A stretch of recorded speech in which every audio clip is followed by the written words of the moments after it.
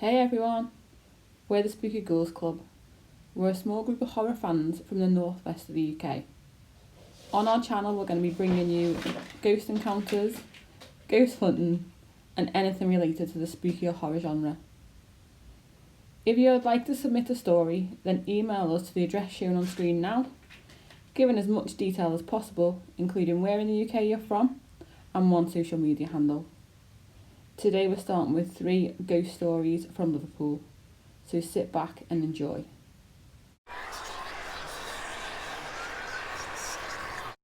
In 1930, a family living in Penny Lane was startled out of their sleep by loud noises and thudding footsteps coming from number 44, the unoccupied shop next door. The source of the racket was sought, but to no avail, and every night the sound of the restless walker prevented them from sleeping. In the end, the tormented neighbours decided to escape the nightly cacophony, and another unsuspecting family moved in to take their place. The new neighbours of the Penny Lane ghost had no knowledge of the previous family's predicament, and they soon settled down into their new home.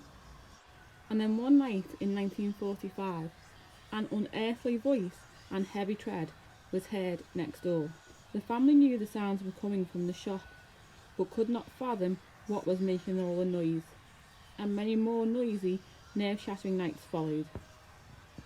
After a long hiatus, the Poltergeist came back, and in 1971 gave an unprecedented performance. At the time, number 44 was a printing shop, owned by Ken Shackman and John Hampton. When Ken and John had left the premises, the sound of someone pacing the floor of the empty shop grew to such intensity that neighbours complained to the police and the shop owners. The police investigated the matter with the usual scepticism they show when they look into such matters, but drew a blank.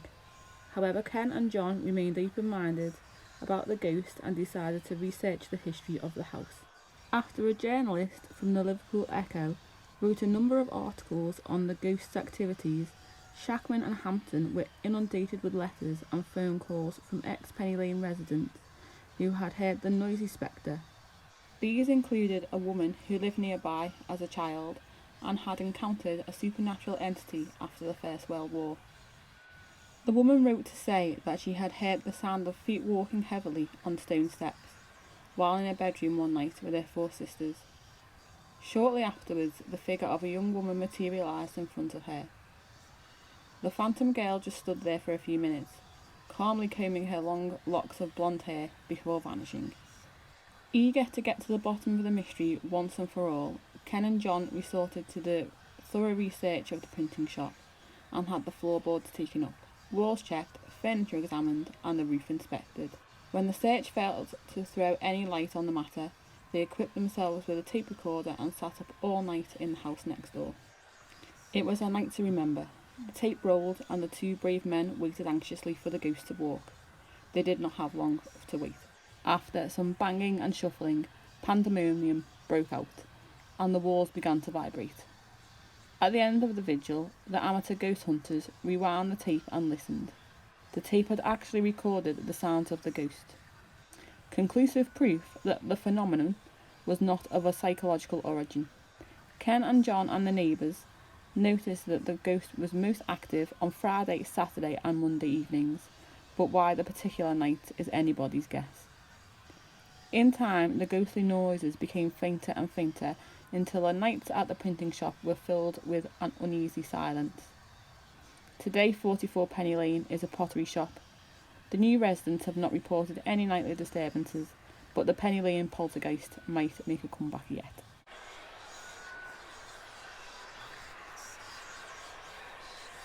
In 1996, Radio City presenter Billy Butler received an interesting letter from a lollipop man who lives near Penny Lane. He wrote about 2 very strange encounters that he had had in James Street Station in the summer and autumn of 1995. The gentleman had been going to Hoylake at 10 o'clock in the morning on the first occasion. On the train, he noticed a man dressed as a First World War officer in the compartment.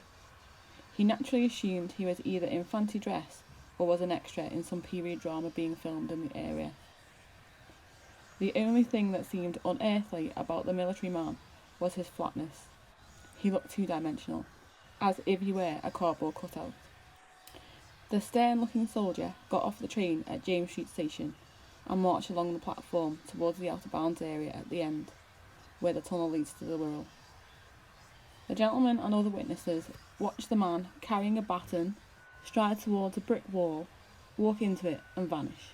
The gentleman and the other eyewitnesses looked on in utter disbelief. "I wasn't scared," he wrote, just utterly mesmerised. The gentleman saw a ghostly officer repeat the eerie scene in front of dumbstruck commuters in autumn 1995. About this time, the Liverpool Echo ran a small piece about the ghost, reporting that commuters had seen a soldier disappearing into the wall on the Underground. Research has been since established that the colonel died on the railway line at James Street Station around 1919, but is not known whether it was an accident or a suicide. Unlike most witnesses who encounter a ghost, the gentleman made a sketch of the phantom he had seen. Two other witnesses who saw the station ghost and their accounts are identical to the description of the event made by the gentleman.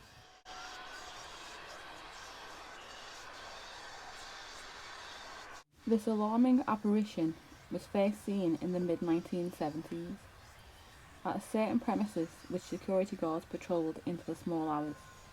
In 1975, a new guard was walking down the corridors of this building. He was a bit nervous and kept wondering what he would do and how he would react if intruders actually got into the building he was guarding.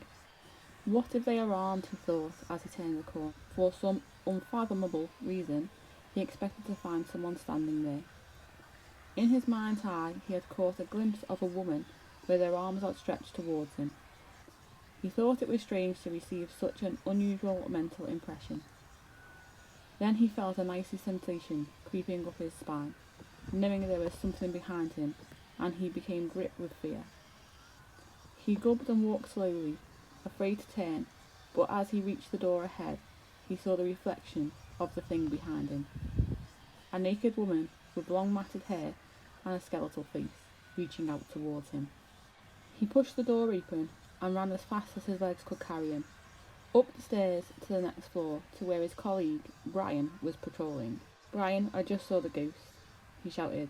"It was horrible." "Don't talk stupid," responded Brian, but then his jaw dropped, let out a terrible scream, and made a scramble for an empty storeroom, with Trevor following close behind. "Switch on the light," he yelled as Brian located the light switch. A feeble 40-watt light bulb burned in a dusty lampshade. The handle of the door turned twice, startling the two guards.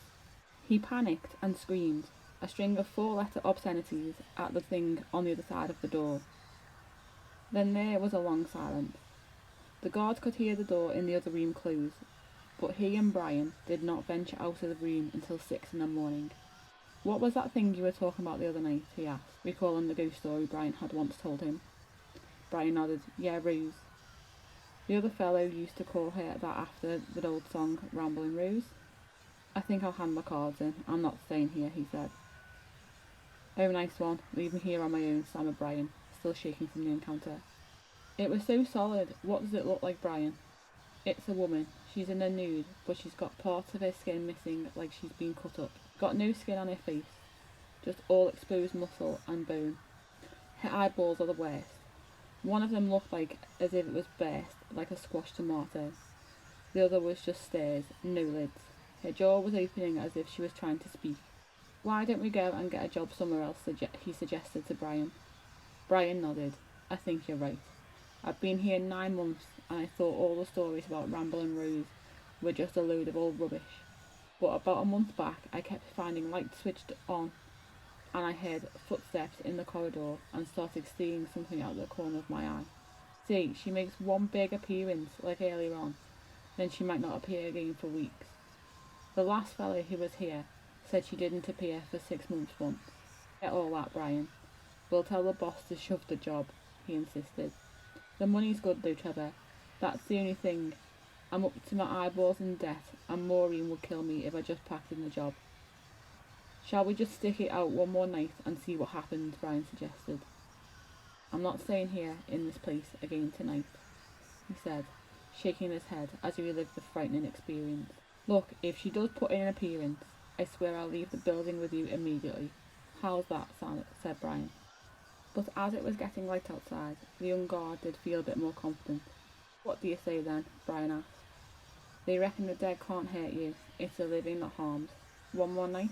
He reluctantly agreed. The next morning, at 3 a.m, the guards patrolled the building with their torches, even though all the lights were on. "Isn't it funny how the place isn't as scary as we imagined it to be yesterday morning?" Brian asked. He smiled slightly. "Hey, it would be funny if this rambling Rose was just a cleaner trying to scare us." "That wasn't a cleaner the other morning," Brian said.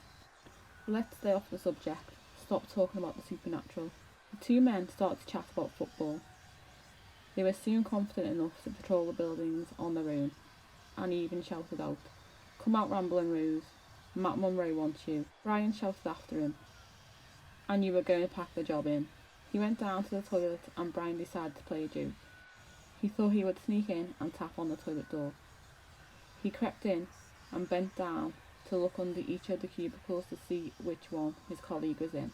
To his horror, he saw that under the door of one of the cubicles there were 4 feet, his colleague's Doc Martens, and 2 yellowed, fungus-ravished bare feet with black toenails. Brian rushed out of the toilet and ran out of the building. Brian returned with 2 bemused policemen. They found his colleague unconscious on the toilet, his face twitching as if he were having a seizure. When he regained consciousness in hospital, he told the doctor that he had been on the toilet when he had suddenly seen a horrifying figure of a woman appear before him. Then he must have fainted with a shock. He and Brian packed in the security guard job that day. The ghost was dormant for a few years, but appeared again briefly in 1980. It was seen irregularly through the 1980s and is now said to prowl again. 3 separate mediums have been called in by the management of the building to determine whose phantom it is. All 3 agreed it was an unquiet spirit of a young woman who had died in the 1950s, having donated her body to medical science. However, it appears she was not actually dead, but in a coma, which was mistaken for her death. A student who was stripping away her skin with a scalpel panicked when his specimen screamed and reached for his neck. He stabbed her repeatedly in the heart and neck with a scalpel. Weeks later, when the body had been cut up into sections and dissected yet again by students, it was buried at a certain refuse site. This site was beneath the building where Rambling Rose roams the corridors. Thanks for listening, everyone. I hope you enjoyed them 3 Liverpool ghost stories.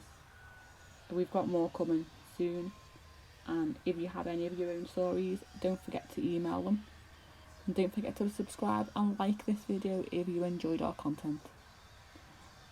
Stay spooky.